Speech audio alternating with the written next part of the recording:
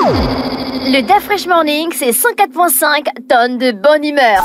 Tous les matins sur Urban FM.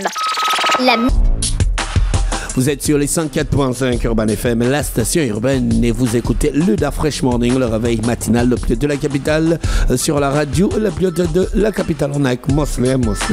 Bonjour. Bonjour Da Fresh, bonjour tout le monde, bonjour René Ruth, Elvis et Fallon.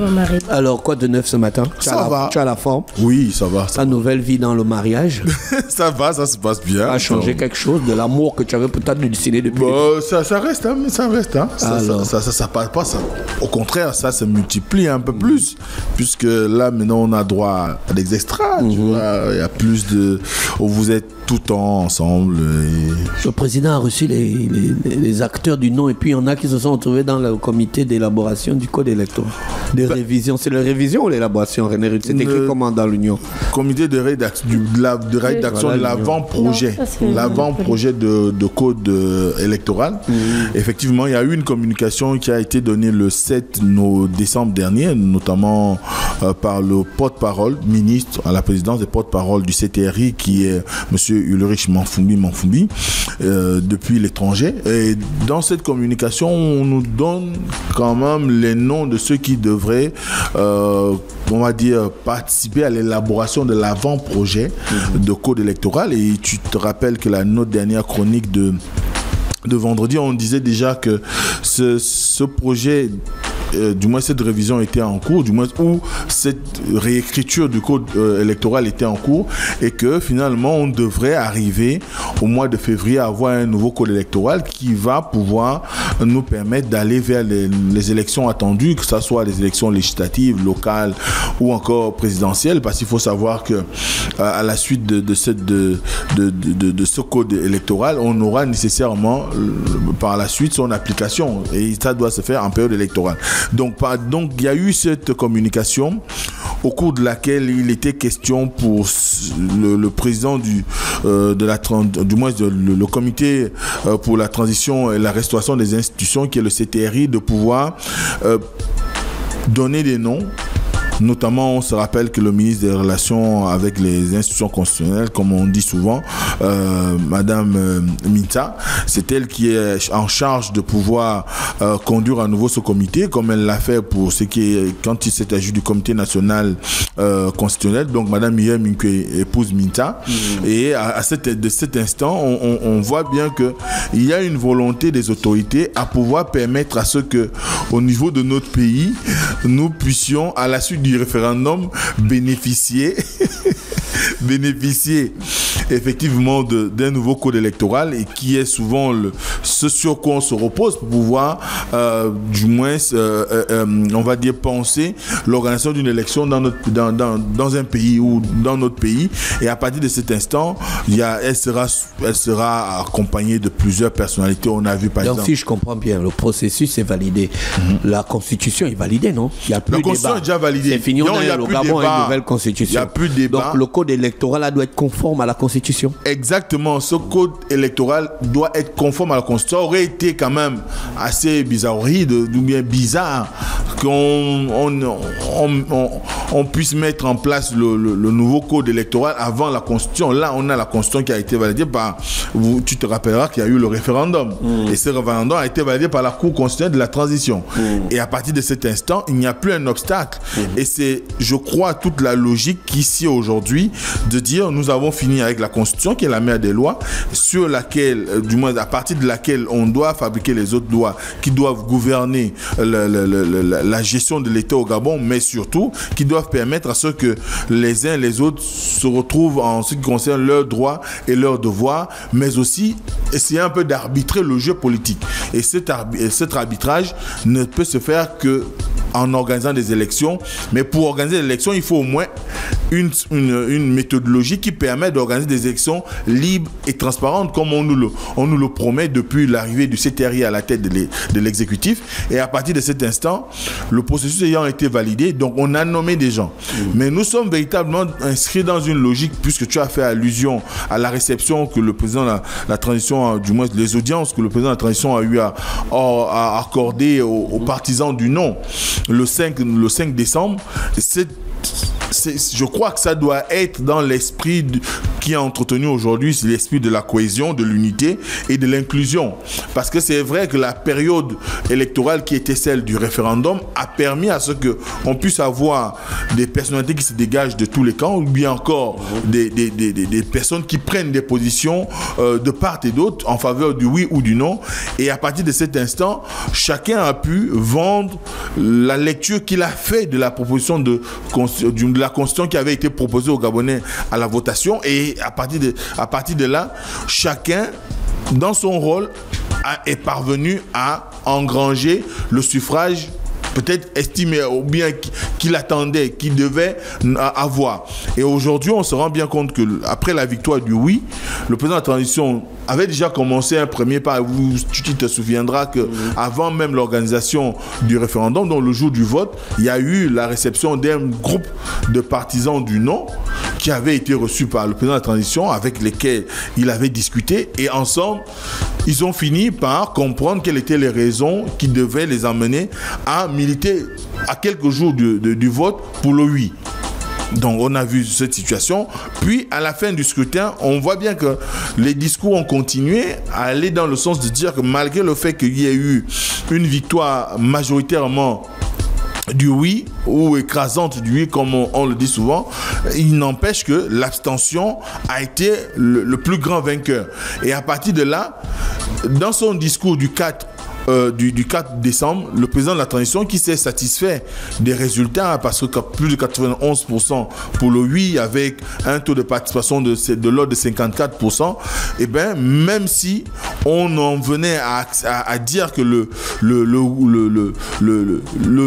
l'abstention était le plus grand vainqueur de cette élection, il n'empêche que on est quand même dans des situations où, avec tout ce qu'on a pu enregistrer comme, on va dire, situation quelque peu dérangeante, notamment la liste électorale qui avait été modifiée sans l'être exactement, parce que lorsqu'on parle de modification de la liste électorale, il faut avoir un véritable toilettage. Or, il te souviendra que beaucoup de personnes qui sont allées aux urnes et qui ont ramené les informations disaient: j'ai retrouvé le nom de mon oncle qui est décédé, de ma tante, de ma ceci, de ma cela, de tel ou tel, de mon mari.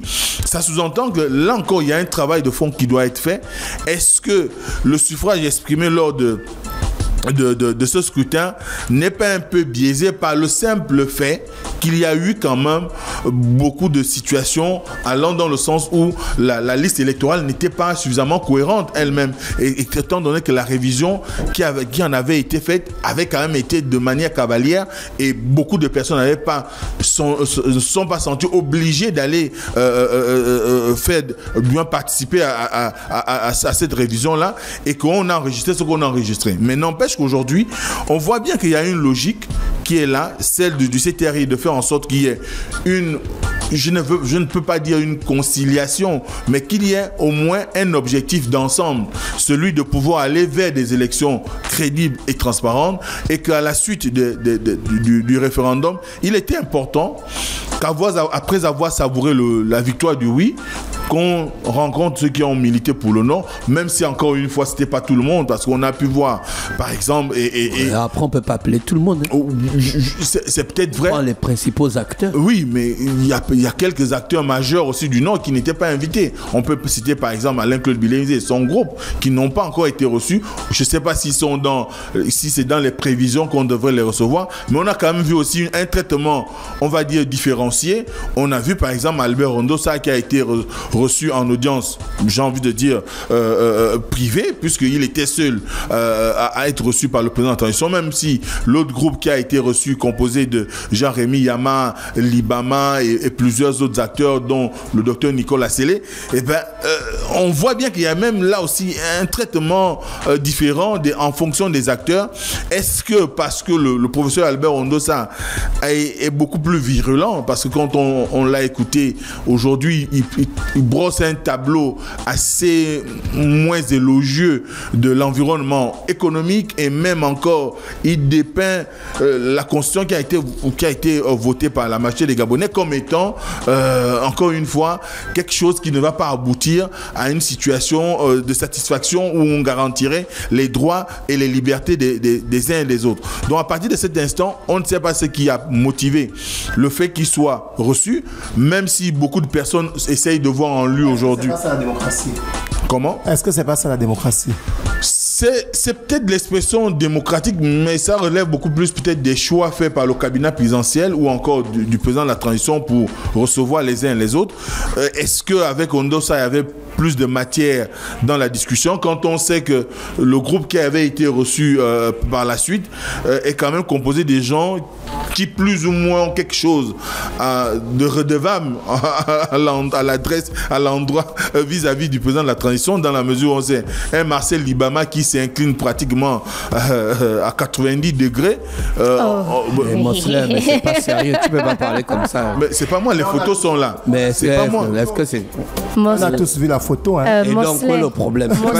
Mais il analyse la photo. Non, là, il fait dans la provocation. On peut faire la révérence à 15-30 degrés. Mais lorsqu'on va à la révérence à 90 degrés, ça veut dire... le rapporteur pour mesurer ça. Mosley, Nicole Asselier a aussi été reçue. Oui. Est-ce qu'elle ne représente pas maintenant la plateforme Ensemble pour le Gabon? Non, Nicole Asselier n'est pas membre de la plateforme Ensemble pour le Gabon. Elle était partisane du non. Donc c'est de bonne loi. Non, mais on l'a vu sur plusieurs. Oui, elle a participé en tant que personnalité dans les... C'est comme on parlerait de Madame Essola. Elle n'est pas membre d'Ensemble pour le Gabon. Mais elle a une proximité en ce qui concerne le partage de certaines analyses de la vie politique du moment au Gabon avec les partisans d'Ensemble pour le Gabon. Notamment Alain-Claude Bilémizé, si c'est le fond de ta question. Mais ils ne sont pas... du moins les deux ne sont pas membres de ce regroupement. Peut-être qu'elles feront leur adhésion, j'en sais rien. Mais ce qu'il faut dire aujourd'hui, c'est que le fait de recevoir toutes ces personnes s'inscrit dans une logique pour le CTRI de pouvoir apporter aussi la calmie, de pouvoir plus ou moins aller discuter directement, parce que ce qui est souvent dit aussi, que les gens doivent comprendre, ou qu'on a tendance souvent à ignorer, c'est qu'il est mieux souvent de discuter avec une personne qui vous dit non ouvertement, que de rester dans l'expectative en se demandant est-ce que tous ceux qui sont avec moi sont d'accord avec ce que je fais. Au moins une personne qui arrive à vous dire que vous menez une politique qui, moi, ne me plaît pas, parce que, et là, on participe à la vie démocratique, on participe à l'expression démocratique, et à partir de cet instant, on est en mesure de pouvoir aller à la rencontre du chef de l'exécutif et lui exprimer une fois de plus les raisons qui vous ont amené à pouvoir vous inscrire dans la logique du non. L'objectif n'est pas de dire que Oligingem a des problèmes personnels, soit avec Albert Ondosa ou avec Marcel Libama ou XY, mais la vérité aujourd'hui, c'est que c'est en fonction de ce qui est proposé que les uns et les autres analysent.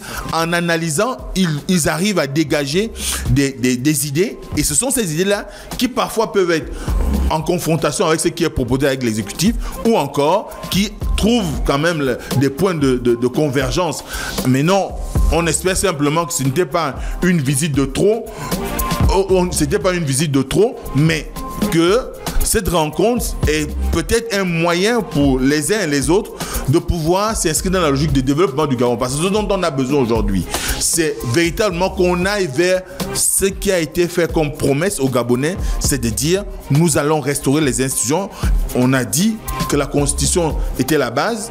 On a commencé par la Constitution. Il faut qu'on passe par l'ensemble des textes et des règles, des règles de droit qui s'imposent aux Gabonais et qui doivent permettre à ce que tel ou tel organe de la société puisse fonctionner normalement, tel ou tel organe de l'administration puisse fonctionner normalement, et qu'on soit en mesure de pouvoir donner au Gabon des leviers sérieux sur le plan économique, politique et social, voire culturel et même environnemental, pour qu'il puisse se développer.